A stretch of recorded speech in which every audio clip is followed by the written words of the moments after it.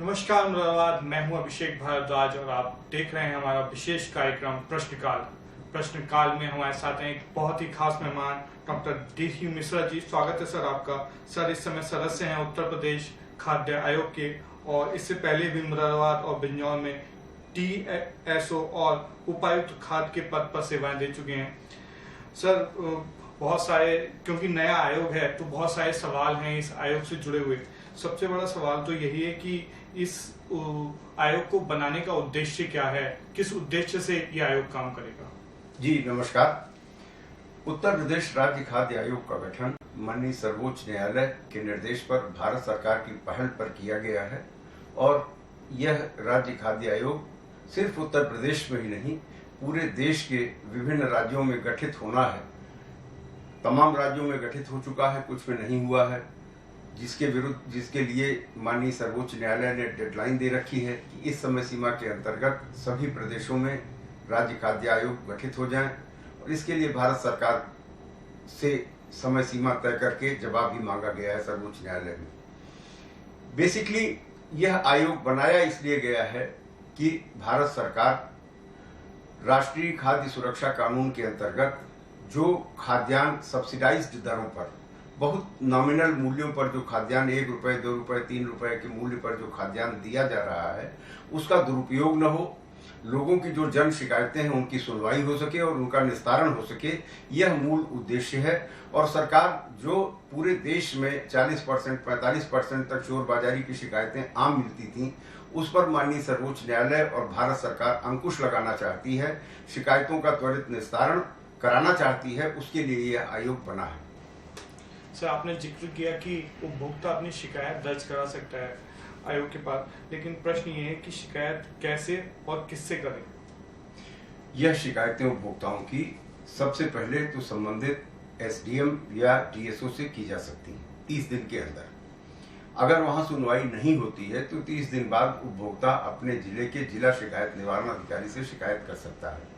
मंडल मुख्यालय के जिलों में संभागीय खाद्य नियंत्रक या RSC जिला शिकायत निवारण अधिकारी होते हैं।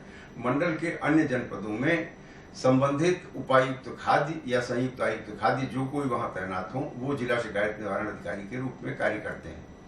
90 दिन में भी उनके स्तर से भी शिकायत की सुनवाई न होने पर 90 दिनों बाद उपभोक्ता आयोग को शिकायत कर सकता है। आयोग का मुख्यालय लखनऊ में है। आयोग के अध्यक्ष या जिला सदस्य सचिव से शिकायत की जा सकती है। आयोग इन शिकायतों का संज्ञान लेते हुए दोनों पक्षों को नोटिस जारी करके तलब करेगा और शिकायत का निवारण करेगा। शिकायत के निवारण में मूल रूप से दुकानदार को पर प्रति उपभोक्ता 5,000 रुपए प्रति माह की दर से दंड आरोपित किया जा सकता है। इतना ही नहीं, उपभोक्ता पर पूरे बाजार मूल्य से आवंटित खाद्यान्न की वसूली कराई जा सकती है। उसके विरुद्ध दुकान के निलंबन, निरस्तीकरण की कार्यवाही या FIR दर्ज कराने का आदेश आयोग दे सकता है और संबंधित कर्मचारियों, अधिकारियों के खिलाफ भी आयोग इसी आधार पर कार्यवाही कर सकता है। सर शिकायत मिलने के बाद उसका निवारण करने का प्रोसेस क्या है? निवारण करने का प्रोसेस यह है कि जिले में शिकायतें संबंधित SDM या जिला पूर्ति अधिकारी अपने निरीक्षकों या राजस्व विभाग के कर्मचारियों से, विकास या राजस्व विभाग के कर्मचारियों से कराते हैं। अगर उपभोक्ता को लगता है कि उसकी शिकायत निस्तारित नहीं हुई है, वो संतुष्ट नहीं है, तो वो जिला शिकायत निवारण अधिकारी के यहाँ आवेदन करे। वहां भी उसकी शिकायत का निस्तारण नहीं होता है या वो संतुष्ट नहीं होता है तो आयोग में आवेदन कर सकता है। आयोग उनकी शिकायत का निस्तारण करेगा, दोनों पक्षों को सुनेगा और तदनुरूप जो अर्ध न्यायिक कार्यवाही है ये कि वो अपना न्यायिक निर्णय सुनाएगा। सर आयोग के फैसलों के विरुद्ध अपील की जा सकती है या की जा सकती है तो कहाँ और कैसे की जा सकती है? आयोग के फैसलों के खिलाफ अपील कोई भी सिर्फ माननीय उच्च न्यायालय में ही की जा सकती है, उसके अतिरिक्त अन्य कहीं नहीं की जा सकती। और आयोग के जो फैसले होते हैं ये बाकी लोगों के लिए अंतिम होंगे, बाध्यकारी होंगे, क्योंकि आयोग न केवल दुकानदार के विरुद्ध कार्यवाही का आदेश दे सकता है बल्कि उपभोक्ता को उसके हक का सामान दिला सकता है, अर्थदंड आरोपित कर सकता है। संबंधित अधिकारियों के विरुद्ध भी वही कार्यवाही हो सकती है जो दोषी दुकानदार के खिलाफ होगी। सर आयोग के काम के बाद उपभोक्ता क्या क्या राहत की उम्मीद लगा सकता है? देखिए, मैंने आपसे ये कहा कि दूसरे आयोगों से ये आयोग थोड़ा भिन्न है। यह आयोग अर्ध न्यायिक प्रकृति का है। इसमें सुनवाई के बाद पूरी तरह से उपभोक्ता के पक्ष में अगर उसका कहना सही है तो उपभोक्ता को जब से खाद्यान्न नहीं मिला है तब से पूरा खाद्यान्न दिलाया जा सकता है। 5,000 रुपए प्रति माह की दर से उसे अर्थदंड दुकानदार पर आरोपित करके उपभोक्ता को दिलाया जा सकता है। इतना ही नहीं, उपभोक्ता यदि दुकानदार के विरुद्ध कार्यवाही चाहेगा तो दोषी सिद्ध होने पर उपभोक्ता न केवल दुकानदार के विरुद्ध निलंबन, निरस्तीकरण की कार्यवाही होगी, बल्कि आयोग उसके विरुद्ध वैधानिक कार्यवाही का आदेश भी दे सकता है। तो जो उसकी सुनवाई कहीं नहीं हुई वो उस आयोग में सुनवाई होगी और आयोग पूरी निष्पक्षता के साथ उपभोक्ता के पक्ष में अगर उसका कहना सही है तो उसकी पूरी मदद करेगा, उसे खाद्यान्न प्राप्त करने में सहायता करेगा। सर, आयोग क्योंकि नया है तो लोगों को इसकी संरचना के बारे में ज्यादा जानकारी नहीं है, तो मैं चाहूंगा कि आप हमारे दर्शकों को इसकी संरचना के बारे में भी थोड़ा बताएं। इस माननीय आयोग में एक अध्यक्ष और 5 सदस्य होते हैं। 5 सदस्यों में एक अनुसूचित जनजाति की महिला, एक अनुसूचित जनजाति की महिला और 3 अन्य सदस्य, जिनमें एक बैकवर्ड व 2 सामान्य सदस्य होते हैं। कुल 5 सदस्य और एक अध्यक्ष। इसके अतिरिक्त एक सदस्य सचिव का पद सृजित है जो शासन स्तर पर संयुक्त सचिव के बराबर का होता है। तो सदस्य सचिव प्रशासनिक कार्य देखेगा। माननीय सदस्य व अध्यक्ष जो दुकानदारों से संबंधित जन सार्वजनिक वितरण प्रणाली से संबंधित कार्य ये देखेंगे, शिकायतों का निस्तारण कराएंगे, अपीलों की सुनवाई करेंगे। किंतु इसके साथ साथ इस आयोग में संरचनात्मक जो ढांचा खड़ा किया गया है उसमें सभी सदस्यों और अध्यक्ष के विधायी अधिकार बराबर हैं। जो अर्ध न्यायिक प्रक्रिया के अधिकार हैं वो अध्यक्ष और सदस्यों के बराबर हैं। प्रशासनिक कार्य अध्यक्ष देखेंगे और सदस्य सचिव देखेंगे। जहां तक सुनवाई की बात है, आयोग कोशिश करता है कि जल्दी से जल्दी सुनवाई करके प्रकरण का निस्तारण किया जाए, सभी पक्षों को सुनवाई का, सफाई का एक अवसर दिया जाए। जैसे मैं उदाहरण के रूप में आपको बताना चाहता हूं कि अब तक लखनऊ में प्रकाशित समाचार पत्रों में 3 ट्रक व्यावर्तन खाद्यान्न का हुआ, जिसकी खबरें अखबारों में प्रकाशित हुई। आयोग ने स्वतः संज्ञान लेते हुए जिला शिकायत निवारण अधिकारी, संयुक्त आयुक्त खाद्य, जिलाधिकारी को नोटिस जारी करके उन्हें 1 सप्ताह में जांच कराकर अवगत कराने का निर्देश जारी किया था। इसी तरह आजमगढ़ में 3 या 4 दुकानों के खिलाफ शिकायतें प्राप्त हुई थी, वहां भी जांच के आदेश दिए गए। बहराइच में अखबारों में छपी खबरों के आधार पर बहराइच में भी शिकायतों की जांच के आदेश दिए गए। जिन जिन जिलों से शिकायतें प्राप्त हुई, आयोग ने तत्काल पहले प्रशासन को अपना पक्ष रखने का अवसर दिया। जिला शिकायत निवारण अधिकारी को, जिला पूर्ति अधिकारी को ये अवसर दिया कि वो शिकायतों का 1 सप्ताह में जांच करें, शिकायतें सही पाई जाएं तो उस पर कार्यवाही करें और कार्यवाही करके उपभोक्ता को अवगत कराएं। यदि शिकायतों का निस्तारण 1 सप्ताह में नहीं होता है तो आयोग उसके बाद इन लोगों को तलब करके दोनों पक्षों की सुनवाई करेगा और उचित आदेश पारित करेगा। सर, एक आम चर्चा ये भी है कि एक समिति सरकार ने छत्तीसगढ़ भेजी थी बनाकर वहां की कार्य प्रणाली को समझने की, उसके बारे में आप थोड़ा जानकारी हमारे दर्शकों को। जी, छत्तीसगढ़ के बारे में आयुक्त खाद्य पार्षद उत्तर प्रदेश की अध्यक्षता में विभिन्न वरिष्ठ अधिकारियों की एक टीम, जो विभिन्न स्तरों के अधिकारी थे, जैसे जिला पूर्ति अधिकारी, उपायुक्त खाद्य, संयुक्त आयुक्त खाद्य, स्वयं आयुक्त खाद्य उसकी अध्यक्षता कर रहे थे, छत्तीसगढ़ गई थी, जो वहां के सार्वजनिक वितरण प्रणाली के मूल ढांचे, वितरण के तरीके और उत्तर प्रदेश से उनके संसाधनों में, उनके वितरण प्रणाली में, उनकी वितरण व्यवस्था में क्या अंतर है, इसका अध्ययन करने के लिए ये टीम यहाँ से गई हुई थी।